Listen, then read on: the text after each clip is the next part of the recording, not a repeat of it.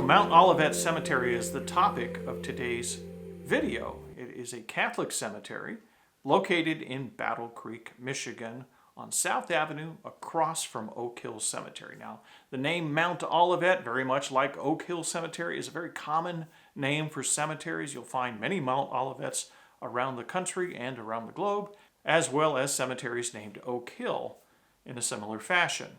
But Mount Olivet, this one, is located in Battle Creek. It's on South Avenue. It was established in 1875, and it is a Catholic cemetery. So we're going to go into some of the stories of the people that are buried there. Now, bear in mind, I'm publishing this video in the middle of the January winter, and the video clips that you're going to see are ones that I shot in the warmer time during the summertime. So come along and join me.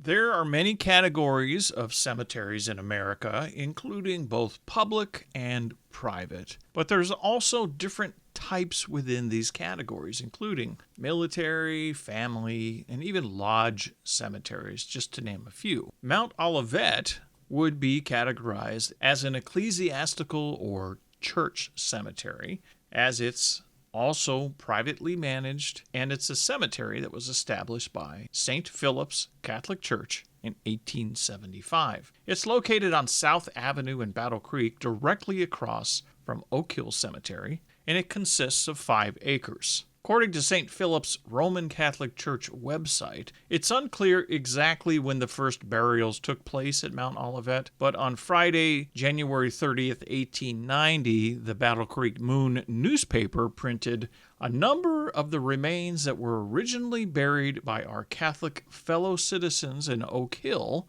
are being removed to the cemetery of St. Philip's Parish across the road. Today, the remains of Thomas A. Browning's mother that had been buried for 20 years were thus removed. Regardless of when the first interment happened, Mount Olivet Cemetery was established in 1875, and this year it is officially 150 years old, and it has a lot of stories to tell. Now, let's explore some stories of 2 prominent men who were laid to rest here at Mount Olivet Cemetery. Our first is that of Thomas J. Berry. Now, he was known in his time as an efficient and popular station agent for the Michigan Central Railroad, and he worked at the Nichols Station in Battle Creek.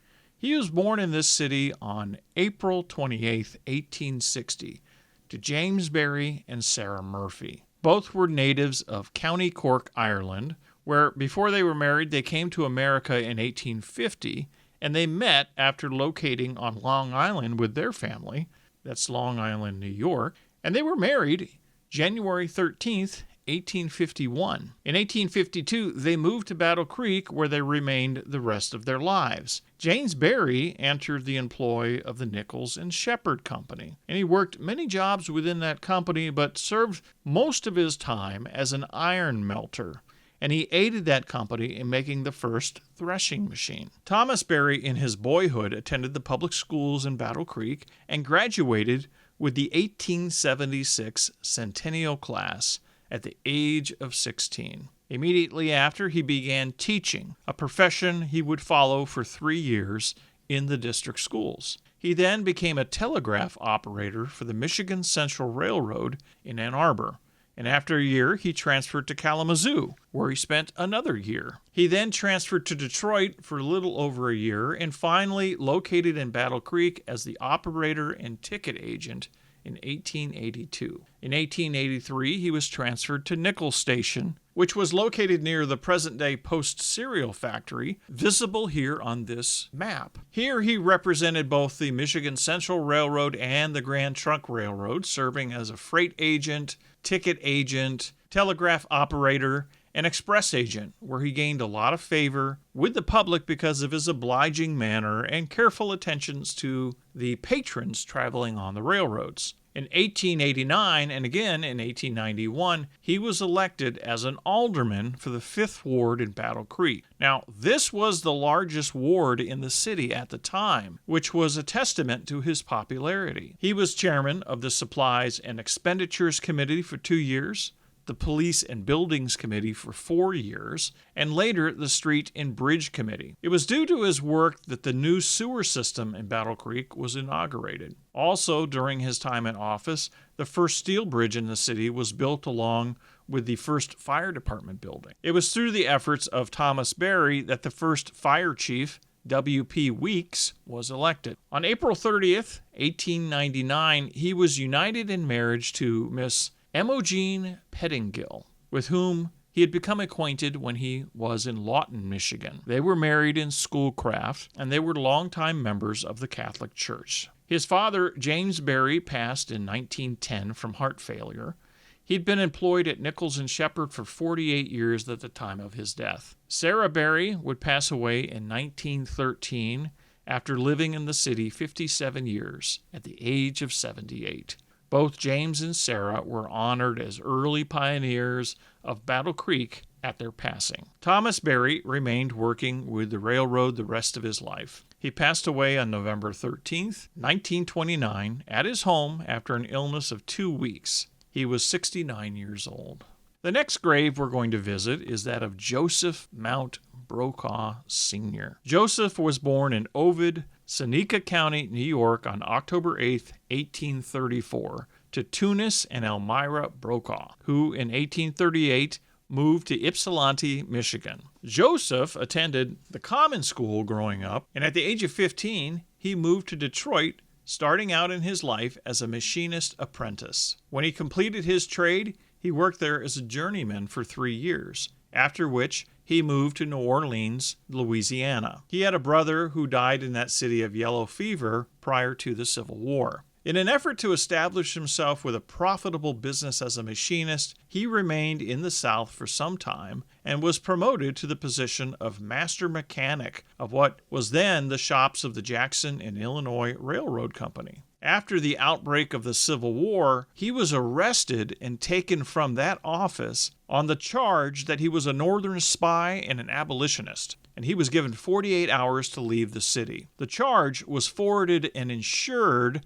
by some of the older men in his office, over whose heads he'd been promoted due to his superior ability as a machinist. They were, of course, jealous of his success, so they crafted this charge against him with the local authorities and had him removed from the city of New Orleans. Now, in order to get out of the city, he let it be known that he was going to St. Louis on business for the company. In the meantime, he'd been married to Miss Mary Dowling, and he and his wife, along with the escort of 300 men who had worked with him in the shops and respected him, they acted as his bodyguards, protecting him from an angry mob as he made his way to a steamer. It was the last vessel to make the river trip up the river until the close of the Civil War. He returned to his boyhood home in Ypsilanti, Michigan, although he did not like the feeling of being triumphed over by the men in New Orleans, and he was determined to go back there again. So he eventually sailed from New York to Havana,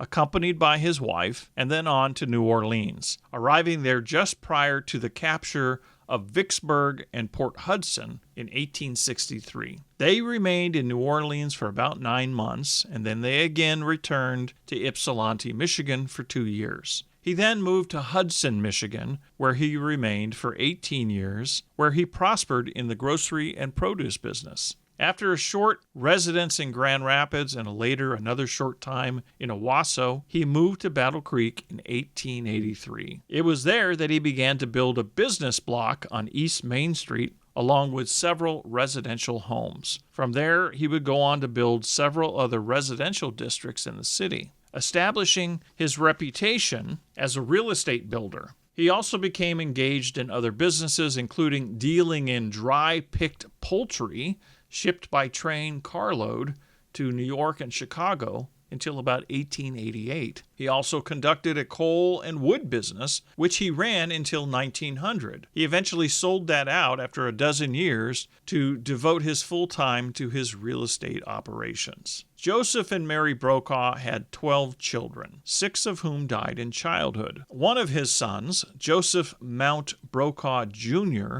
spent 8 years as a student in Sandwich, Ontario. 1 year in Monroe, Michigan, and 2 more years in Baltimore, Maryland, where he graduated in June of 1898, and he returned to Battle Creek. On the 27th of November, 1898, he was ordained to the priesthood and became a pastor of a Catholic church in Reese, Michigan. Joseph Brokaw Sr. was a respected businessman in Battle Creek and was best known for his sympathy, encouragement, and material assistance to young men endeavoring to enter into business themselves in the community. Many who went on to success acknowledged their indebtedness to all the aid and counsel Mr. Brokaw had rendered them over the years. He seemed to readily comprehend the nature of young men and had it in his power to bring about the best in them. Joseph Brokaw Sr. spent the last 5 years of his life suffering from illness, but he refused to let it hamper him, resigning to persist and endure in his condition. In all that time, he only spent 5 days that confined him to bed. He passed away in August of 1902, and the funeral services were held at St. Philip's Catholic Church,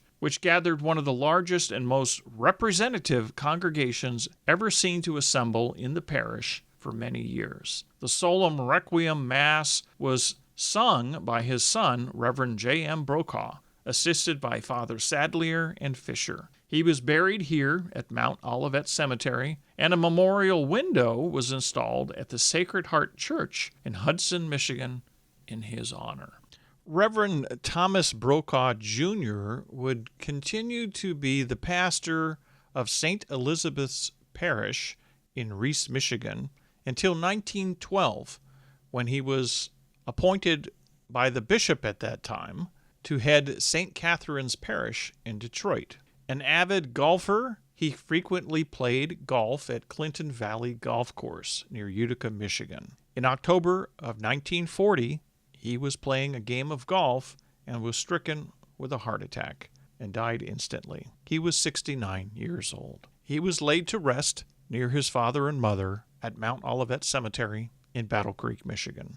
So that's going to do it for today's journey through history. I hope you enjoyed learning about these interesting men that are buried at Mount Olivet Cemetery. It's a tremendous amount of history in Battle Creek, as there is in many areas of southwest Michigan. And this is just one particular group of stories that I found fascinating and wanted to share. If you would like to follow the work that I do or come see me speak at any presentations in the southwest Michigan area, go to michaeldelaware.com. You can also get a copy of my book, Victorian Southwest Michigan True Crime, which was published in March of 2024. I have another book, as I've mentioned before, coming out this year, also another true crime collection. And if you're a true crime fan, you're really going to enjoy it. They're both from the Victorian era. You can also follow me on my podcast, Tales of Southwest Michigan's Past. But until next time, when we take another journey together into history on this channel, thanks for watching. And if you enjoyed any part of today's video, be sure to hit the like button and subscribe. See you soon.